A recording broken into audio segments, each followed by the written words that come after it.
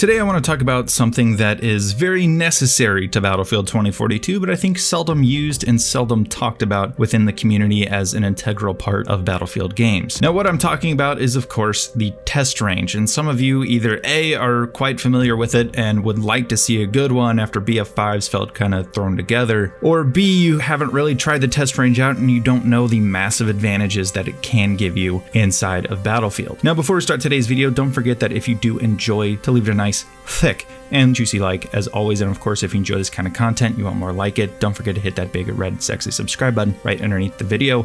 Also gotta say, I've been streaming a ton lately. It has been so much fun streaming with you guys. I have been live around 1 p.m. Eastern time, so if you want to swing by, say hi, be sure to hit that notification bell so that you can be notified when I am live. Last but not least, gotta say thank you to my channel members. You guys help make these videos possible. If you want to join, get access to the exclusive perks that they get, then don't forget to check out the link in the description or hit the blue join button.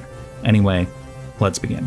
So why is a test range necessary? Well, number one, test ranges are an excellent place for you to go and practice with things in a non-live fire situation. Whether it's various weapons with weapon attachments, combos, specializations, things like that, you can practice with those, see which ones that you'll like the best. You can also practice things like sniping, how to get a good lead time on a target that's far away and moving at various speeds. Say you're mainly an infantry player, you can also hop in vehicles and get a good feel for how those are so that you don't feel like you hop in one in a live match, get blasted immediately by a really good vehicle player, and then feel like that you shouldn't invest more time in the vehicles. You can get a pretty good hang of them so that when you are in a live situation, you can be pretty competent while using them. So it can be an excellent tool also if you want to try some more advanced tactics, whether it's movement, whether it's trying various things out, how to come around corners and be able to, precisely hold a certain corner as you come around them. There are various things that you can do to get better at the game in the test range, and I think not enough people take advantage of how useful of a tool the test range can be. Now that being said, it has to be a good test range. Battlefield 5's test range was relatively shallow and just kind of thrown together. After all, you can't even use your weapons with the various attachments, skins, and specializations that you want in BF5, and that's a bit of an issue if you really want to test and get a good feel for them. Sure, it had some cool drills and whatnot, but at the end of the day, you can't get an authentic feel for the things that you want to try out within the game.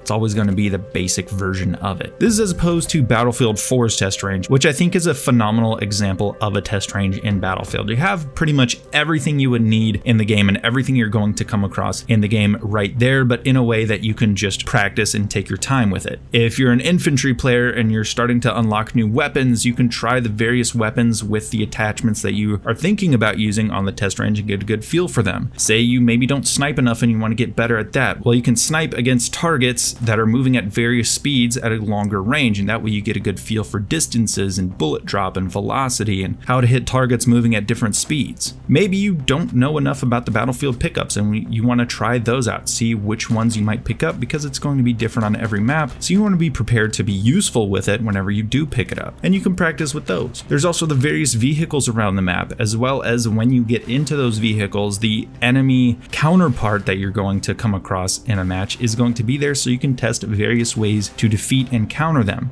Say you get in a tank, you want to know how many shells it takes to take out another tank, you can do that. If you want to get in a helicopter, get a good feel for the helicopter controls, you can do that, as well as practice strafing ground targets to be able to get much better at that. And maybe you don't want to strafe ground targets, maybe you don't want to do the air to ground thing. You can do air to air combat as there are drones flying around for you to practice against and get really good at being able to control the chopper while aiming at the same time. It's an extremely useful tool in Battlefield 4, especially with how deep some of the controls can be for a lot of the vehicles, as well as how deep the customization is for the weapons in the game. And even if you just want to test destruction out, do that. You can blow up the building on the map. It's awesome. Trust me, it is a fantastic test range and it's extremely useful, and anyone who is good at the game is guaranteed practically to have put time into this test range to get good at the various things they're doing. Again, it's not a live fire situation. You're not live on a match. You're not collecting kills. Your KD isn't going up. You're not getting any score, but that's okay. You're just practicing those little things so that when you do get into a match, you can feel like you're competent with just about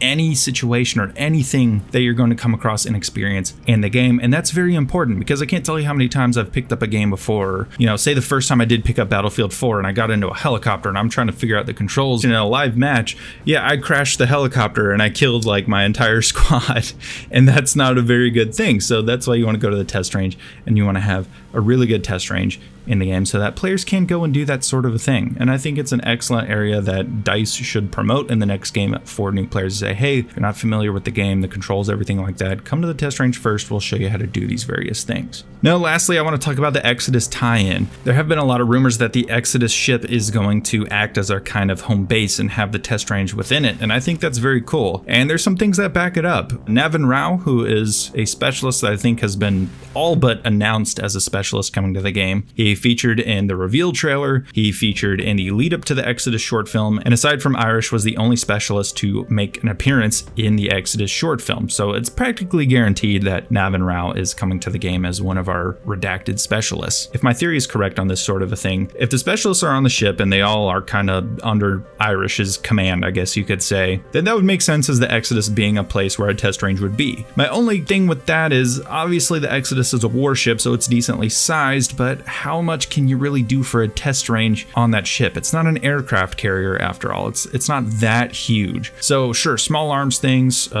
gun range, things like that, that's fine. That's probably going to be there. But as far as using vehicles and tanks, sure, you might be able to store them on board, but are you really going to be able to use them? Or is there a place where the Exodus docks to where you can go and you can use the test range there? Is kind of, you know, there's like an area where they go and practice with their vehicles and everything like that. That I think would make sense to me. And maybe, you know, as the tides of the war change, maybe it changes the theme of the test range around the Exodus. I think that could be a cool idea. But to be honest, at this point, we just don't know enough about it, what it's going to be like, what it's going to contain, if it's even going to be a fully fleshed out test range. Hopefully it is, but we just have to wait and see. Now, anyway, let me know down below what you guys think about the test range. Do you want to see a really good one? Have you used it before, or are you thinking about, you know, maybe this video changed my mind, maybe I should go try out the test range? Because I do think it is very important and it can help with a lot of players getting hang of the battlefield. Anyway, let me know down below and I will see you guys in the next video.